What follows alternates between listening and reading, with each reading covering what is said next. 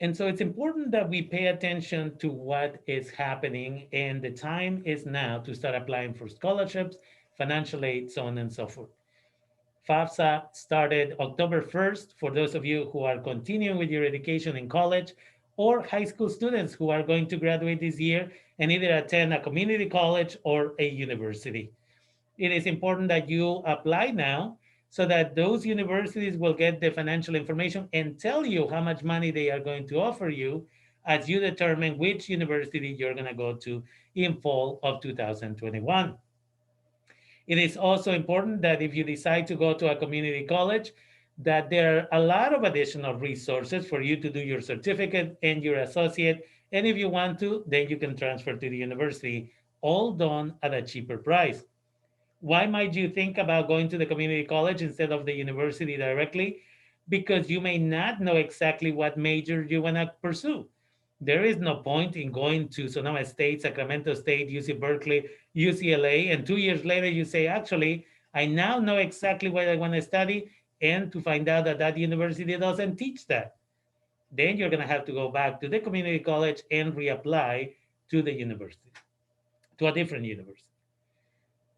Two, in the state of California, there is a law that says that if you graduate from high school and immediately go on to college, the first 2 years of college at the community college are free as far as the classes, because the government wants to make sure that as many people as possible get an education.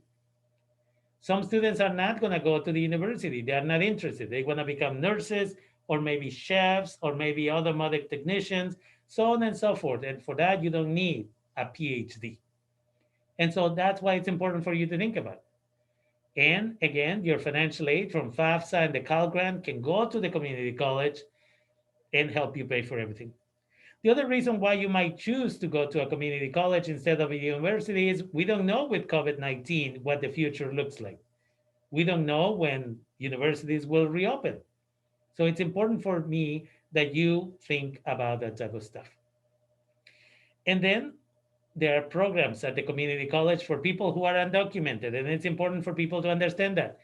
If you complete high school, at least 3 years of high school in California, and you get your high school diploma, or if you complete 3 years of high school in California and get your GED or high set, which is the equivalent to the high school diploma, or if you happen to be an older individual who completes the equivalent of 1,260 hours of non credit classes, which could be ESL classes, GED preparation classes, or other adult education classes from an accredited institution, and you get your GED or high set, which is the equivalent to the uh, again to the high school diploma, you then can continue with your education, and as a result of that, you can go to the finish a certificate and associate,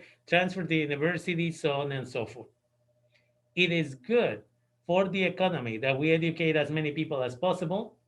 According to the Public Policy Institute of California, they keep changing the numbers because the situation keeps getting worse. But by 2025, we are looking at a 1.6 million worker shortage for careers that require at least 2 years of college or more, just in California. And so let's educate everybody. And so the other piece is those individuals who are undocumented can apply for CalDREAM Act. And again, if they completed 3 years of high school, graduated, or the 1,260 hours and got the GED, they can apply for CalDREAM Act, which could potentially pay for their classes and part of maybe of their books.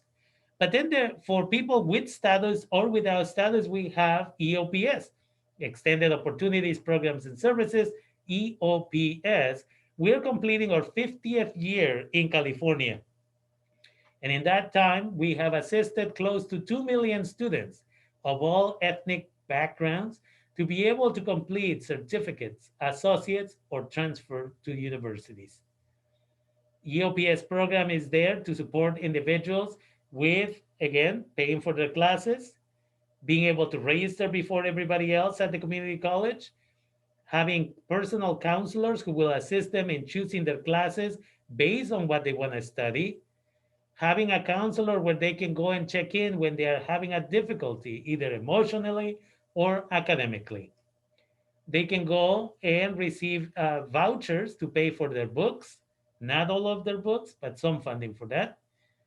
When it's time to transfer to the university, they can also receive assistance in being able to do that. And so there are a lot of resources for those who want to succeed, but you have to look for that. The other thing that I will mention is about scholarships, very briefly, for people in Sonoma County who are of Latinx background. Please check in about the Latinos Unidos Scholarship. It's happening now. Also, 10,000 degrees, 10,000, the number, and then the word degrees.org. Check that one out. Starting in January, Hispanic Scholarship Fund, hsf.net, opens up and they give over $3 million to different students. For Latinx females who already completed 12 units at a community college or university in Northern California, they can apply for the chicanalatina.org, which is the Chicana Latina Foundation scholarships, and they give between 30 and 45 scholarships of $1,500 each. And then, of course, we have other scholarships like Fast Web. Fast Web is where they have a listing of over 1.3 million scholarships worth over $3.5 billion in scholarships. If you are 6'1" or taller, there's a scholarship for you. If you are 5'4" or shorter, there's a scholarship for you. If you play sports when you were little, there's scholarships for you. If you got hurt, like broken arm or a leg, while playing sports when you were little, there's a scholarship for you. If there's family members who are members of the union, there you are. If you are Catholic, if you are Christian, if you're Muslim, if you do not believe in religion, there are scholarships for you all. It takes time. But what I tell people is if you apply for enough scholarships, it's like having a part time job that can pay you for a full time job. There's a lot of opportunities for those who seek those opportunities. My name is Rafael Vasquez. I work at Santa Rosa Junior College. You can reach out to me at R Vasquez, that is R V as in Victor, A S Q U E Z as in zebra, at santarosa.edu. RVASQUEZ at santarosa.edu, or you can call my direct line 707-527-4585. 707-527-4585 if I can be of any service to you. If you're a senior now who's getting ready to graduate high school and attend Santa Rosa Junior College, this is the time that you reach out to me. Whatever I cannot do, I will direct you to my colleagues. But again, if you are low income first generation college student, for sure we want you in EOPS. And if you were ever in the foster care system or you are in the foster care system and you plan to attend Santa Rosa Junior College, reach out to me also and ask me about the Next Step program. And with